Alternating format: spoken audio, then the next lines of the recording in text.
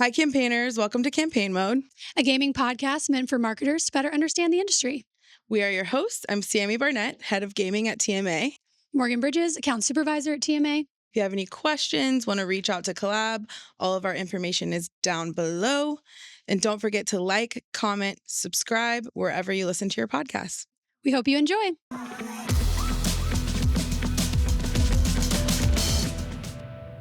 Good morning, campaigners. Good morning.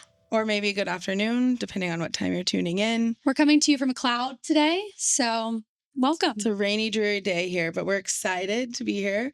How are you doing, Morgan Bridges? I'm pretty good, Sammy Barnett. How are you? Good. How's your 2025 so far? Good. Busy. It is busier than normal. Yeah. Unsure why, but I love it. Cool. All right. Well, let's just dive right in. So we've done an episode before about transmedia and the importance of it, you know, how these different industries are coming together with mainly gaming. film so far. Yeah, we have talked a lot about entertainment, but given this episode will come out after the Super Bowl, so it's obviously going to be a hot topic from here until then. So we wanted to talk about sports and gaming. Let's go. Let's go. Let's get into it.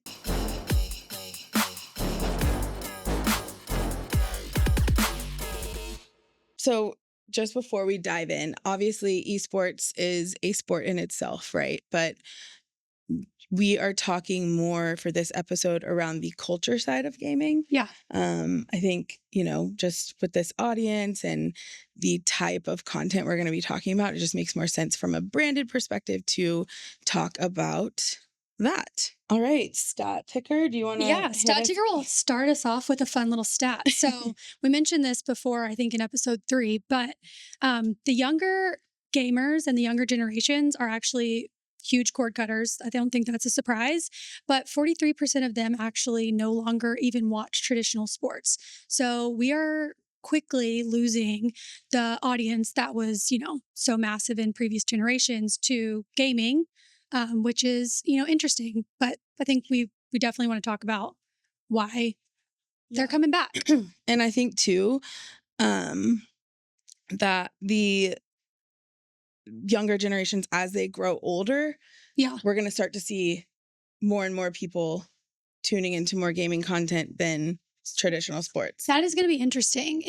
And I think they're already, which we'll talk about, they're already trying to find ways to bring that audience back into the traditional sports fold. But it does make me wonder what is going to happen to traditional sports when those older generations age out and, gaming is such a hot topic. So, yeah, I mean, what we've seen from Gen Alpha so far has been that they're spending more and more of their leisure time gaming in comparison to everything else. So let's talk about the evolution of sports and gaming. I think first we saw these gaming companies empowered the popularity of traditional sports, right? Yeah. So you have NBA 2K for basketball.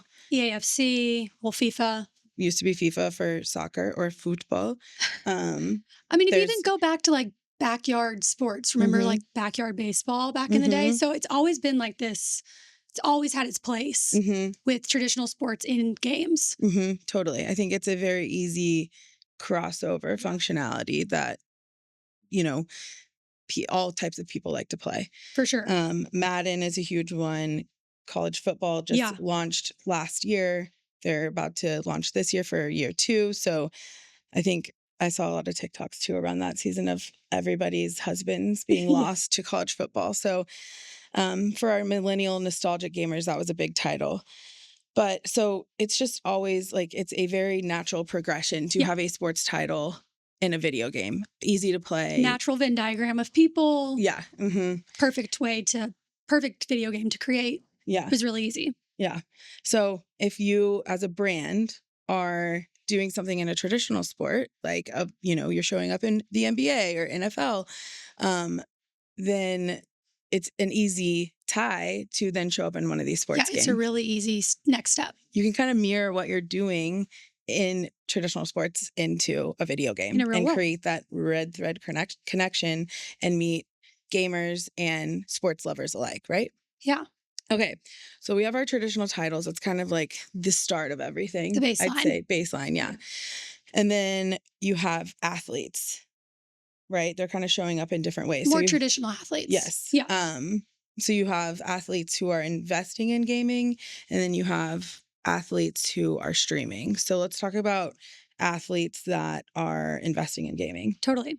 Yeah. So, I mean, several years ago, when people started to actually take notice of gaming being a big category, we saw people like LeBron James um, start to kind of have a connection and an investment level in like Phase Clan. That was like the The early, sneaker. yeah, the sneaker. It was like the early days of, when I say early days, what, 5, 6, 7 years ago, Yeah. of people starting to take notice. So I think it was the early days of people starting to realize that these organizations and these personalities have these powerful audiences, yeah, and there's a connection there. So I think that was like the big time frame in which these athletes started to see that like benefit for them, and garnering yeah.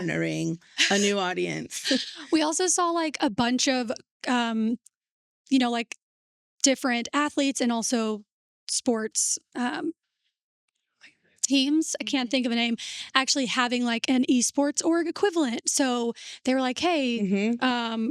we are going to actually invest in or create our own esports team. So like the Cowboys and Complexity or Hmm. the Dallas Mavs. Sorry, we're in Dallas. We're just giving you Yeah. Dallas Dallas examples. references, but there are more than that. The Maps gaming It became team. something that they were like, hey, we need to start investing and paying attention to this. So that was kind of the next step, I think, from there was so many years of sports games, and now like athletes themselves are starting to pay attention. Yeah.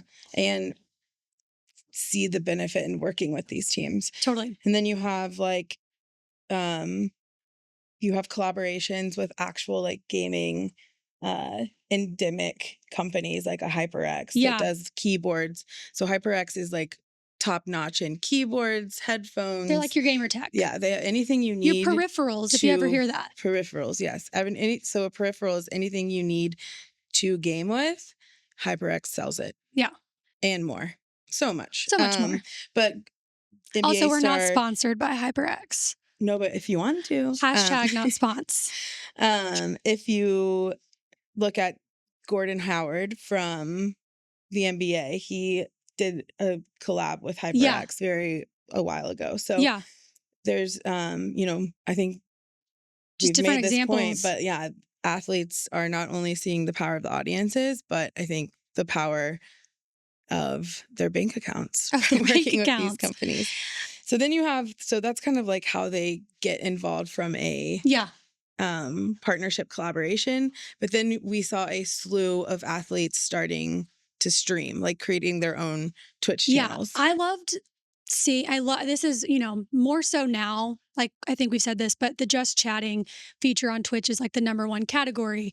But I have loved to see the transition of people on Twitch and YouTube just streaming games to people started to realize I don't just have to play games. I can talk to my audience. I can make music. I can cook. I can do art. And so I think athletes were kind of the first, like the next set of like non-gamers who were like, hey, I like to video games. So now I can stream. And we see them play games, yes, but they're also just connecting to that audience in a fun way. Yeah. And something to talk about too is like they're not just streaming sports games. Like they're Expanding. Yeah, like you see so many people playing Call of Duty or Yeah. other Fortnite, They're playing the games that everyone else is. Yeah, They want to be in on that. Yeah, they're getting involved in the community in a authentic way. I think but there's also athletes from all different sports. yes, Right. It's not just like NFL. Right. I think we've talked a lot about NFL and NBA, but then you have like a Charles Leclerc from F1. Lando Norris is hysterical. Yes. Those Lando are F1. Norris. Yeah. Both F1 drivers, and they both have a presence on Twitch or YouTube, and they're streaming when they can. And I think it's also it's smart for them because it's a way for their fans to get to know them in a way outside of the car or off the court or off the field. In the same way we would I'm sure I'm not a publicist, but I would assume that publicists are like, hey, you need to have a social presence because more fans equals more licensing deals, this, that, and the other. This is a very easy way for people to get to know you. and build like further your community. Exactly. Yeah. It's so smart. I think one tidbit to give here is we worked with Juju Smith-Schuster. I was going to say, are you going to talk about your personal experience in this? Yes. Well, only my fondest memory of that work was when he brought his little French bulldog named Bougie, and I was more starstruck by the dog. By Bougie, yeah. Yeah, no.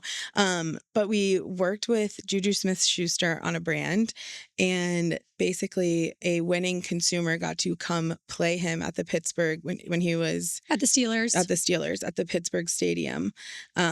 In Madden, 1v1 right? Madden. And just like watching this everyday Joe play Juju and like the camaraderie, and he, it was just so natural, and it was such a like meaningful moment. He was so excited to meet him. And then but that just goes to show like connecting. You play a sport on a screen and you can only connect so far, but like when you're playing a video game with somebody, you have that further connection. Yes. You have that conversation. So like imagine the difference of actually playing Juju Smith-Schuster in like tag football or touch football. I sound like I don't know what I'm talking about. In touch football, like you're not really. Like, yeah, that's right. That's right. You're not really engaging him really. Y'all are both running. They had time to sit down, play. It was fun. They got to talk to each other. So it's so much more intimate when you're playing against someone. And I think that mirrors how you're playing a video game every day. Like you're sitting there playing, talking, whatever. That's just a more intimate, so like you said, intimate, connection. Yeah. So, yeah, I think as a brand, it's really smart to leverage these types of athletes which you should have a gaming strategy at this point. Not enough. But leveraging athletes to go along with what you're doing in sports and gaming to pull those audiences together and watch a deeper connection with an athlete, but also that builds a deeper connection with your brand. Yeah. So it's a smart tactic. So like that was, like we said, base level. Then we saw athletes kind of understanding the value in gaming. But then I think the broader traditional sports market started to be like, based on that stat I gave you earlier, how do we connect? How do we get their audience back? And so there is this larger cultural impact, but also it kind of goes both ways. So gamers, yes, the sports platform as a whole started to see, hey, we need to be in the gaming audience.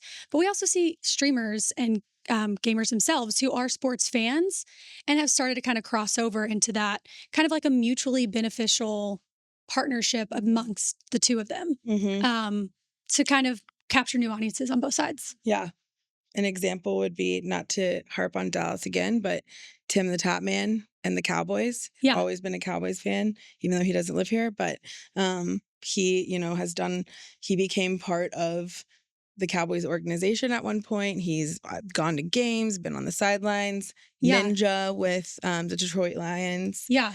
So just, I think it's really smart for these huge organizations like the NFL teams to bring in these audiences, because that's another note too. Like anytime you bring in these audiences that have these younger followings, you are bringing them into your brand too. Exactly. To your feel. Like, there's diehard fans all over, but maybe somebody was like, oh, I kind of like football, not super diehard, and then they see a Tim or a Ninja on the sidelines, they're like, oh, let me pay attention more to, yeah.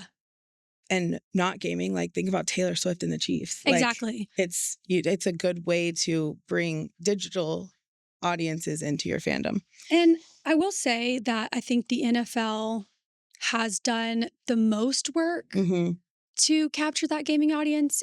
They had a series called Tuesday Night Gaming, where they brought on NFL players, and every week it was kind of a series during the NFL season. Like you said, these organizations are actually taking these huge streamers who are fans seriously.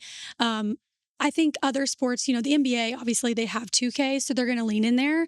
But I am the only other example I can find of this is like Nate Shot from 100 Thieves doing the hole-in-one challenge. You mean outside of the NFL? Outside of the NFL. Yeah. and Tim did, I think he wants to do a NASCAR or he's done a NASCAR He thing did the before. He's Augusta done an Augusta golf thing, but tournament too. Yeah. I would love to see more sports leagues lean in even heavier to this crossover because I do think it's so smart. And I think we will see that. Mm-hmm. But right now, the NFL by far has been the most to invest Mm-hmm. in that crossover. Mm-hmm. And also a big moment coming is the World Cup Yeah. in North America. Yeah, in North America, 2026 will be here. So I think that's, if you're doing something at the World Cup, I think we mentioned, but Neymar, he's been streaming. There's definitely football or soccer athletes that show up in the space. And so I think, if you're doing something with the World Cup, then let's talk. Let's do something with FC or something with streamers around the World Cup. I think there's definitely so many opportunities to kind of tighten that narrative and bring it all together. And I think it doesn't have to just be like, I'm going to bring NFL players to play Madden or I'm going to bring soccer. I think there is something to getting them outside of their sport and having, seeing them play just everyday games. Mm-hmm. So just leverage the power of the influencer. Right. So, leverage the power of the influencer. Do we want to talk about like the key takeaways? I mean, you mentioned these throughout, but how can a marketer, what can they take away from this conversation?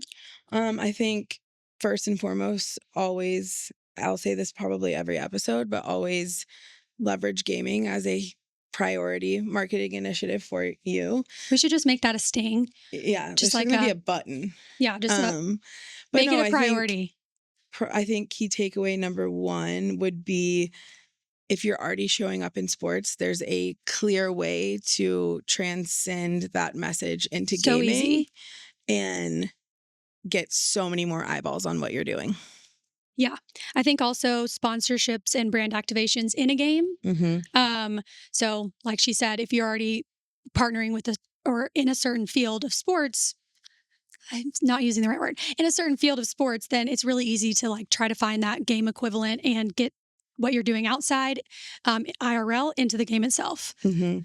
And then I think the last one is when you're thinking about influencers, it doesn't have to be all separate. Yeah. You can, work with a mix of influencers that do a little bit of everything. So if you work with a Tim the Tatman, and I'm just keep using him as an example, but there's so many more, you can reach the gaming audience and a sports audience. So I think it's being smart about how you're spending your money and reaching multiple audiences at the same time with one tactic. Totally. Cool. So go football this weekend. Go sports. But yeah, I think that concludes our sports episode. But now we have to get into our speed run. Can you do like every time we do speed run, can you do like a little speed run? Speed. I shouldn't shimmy. It's probably inappropriate. Just your arms, please.